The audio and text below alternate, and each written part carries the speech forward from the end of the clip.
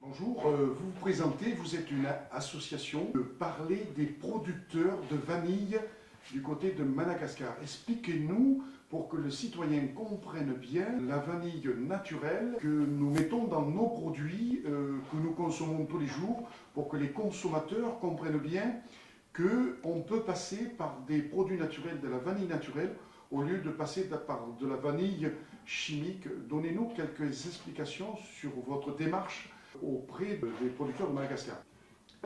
Bonjour, comme je vous ai dit tout à l'heure, je viens de Madagascar, nord-est de Madagascar, région Sava, région où on produit de la vanille naturelle, pratiquement 70% de la production mondiale de vanille naturelle. Et j'ai à cœur d'aider ces producteurs parce que quand j'étais enfant, j'ai passé une vacance dans notre région natale. Et déjà, quelque chose me disait qu'il fallait que je fasse quelque chose pour ces producteurs. Mais je ne sais pas par où commencer. Et je suis arrivée ici en France en 2005. Et je me suis rendu compte que Bordeaux importe à peu près 20% de la production mondiale de vanille naturelle. Donc les clics, ça vient de là. Et tout d'abord, mon idée, c'était de travailler avec les coopératives de mon pays à travers le commerce équitable. Mais comme moi, je ne suis pas satisfaite, je voudrais aller encore plus loin. Donc, j'ai eu la chance d'effectuer un stage à Londres dans une organisation internationale de café, une organisation internationale de cacao. Et je me suis rendu compte que ce n'est pas suffisant seulement d'aider une petite partie, mais il faut encore aller plus loin. C'est-à-dire qu'il ne faut pas seulement aider le pays ou un secteur, mais il faut rassembler tous les pays producteurs et pays consommateurs, comme le cas de le café et cacao. Et d'où la création de l'association INVO, qui a pour but d'aider et améliorer les conditions de vie des producteurs. Quand je dis producteurs, tous les producteurs de vanille naturelle, non seulement Madagascar, mais aussi Inde, Indonésie, Papouasie, Comores, île Maurice, etc.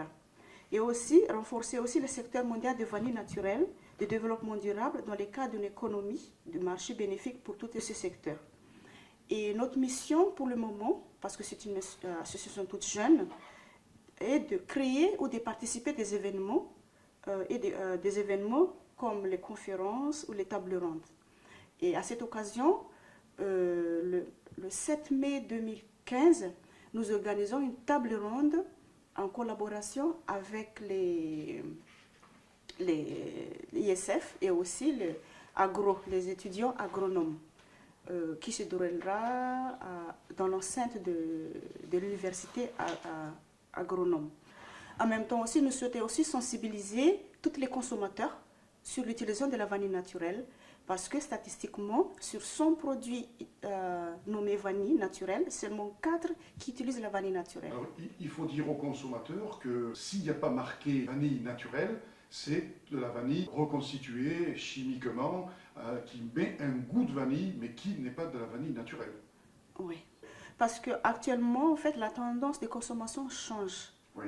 Donc, il suffit seulement de travailler en amont pour que le consommateur puisse encore avoir conscience d'utiliser la vanille naturelle dans nos produits. Il faut dire que les grandes surfaces doivent faire pression sur les industriels pour utiliser de la vanille naturelle dans tous nos produits. Oui, c'est un travail de tout le monde en fait. C'est pas seulement pour les grandes surfaces, mais c'est pour même pour toutes les autorités aussi.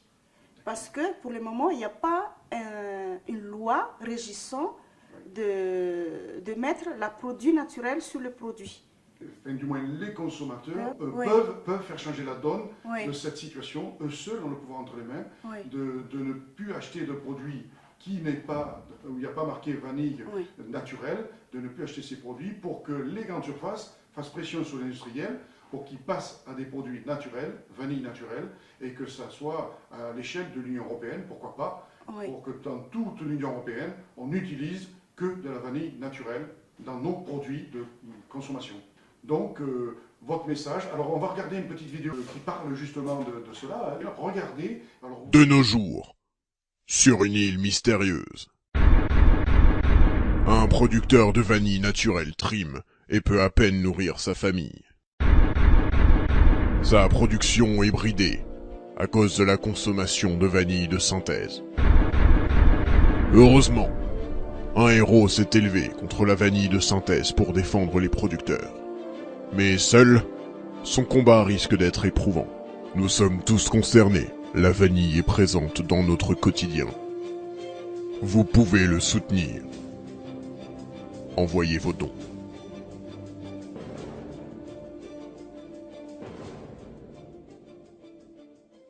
Alors vous, consommateurs, qui nous suivez sur les réseaux sociaux, sur Dailymotion et sur Facebook, nous sommes là, la santé pour tous, c'est ce message que nous passons. Quand nous avons l'occasion de vous mettre un petit message, la santé pour tous, eh bien nous le faisons dans nos produits qui malheureusement, comme vous l'avez dit, c'est très peu d'utiliser. Utilisez vanille naturelle. Pourquoi? Parce que non seulement vous aidez les pays producteurs de vanille naturelle, mais vous aidez vous-même aussi. Parce que la vanille naturelle, en même temps, génère des emplois aussi dans les pays consommateurs, notamment la France. Oui. Le message est passé. Oui. Merci beaucoup. C'est gentil à vous. Merci.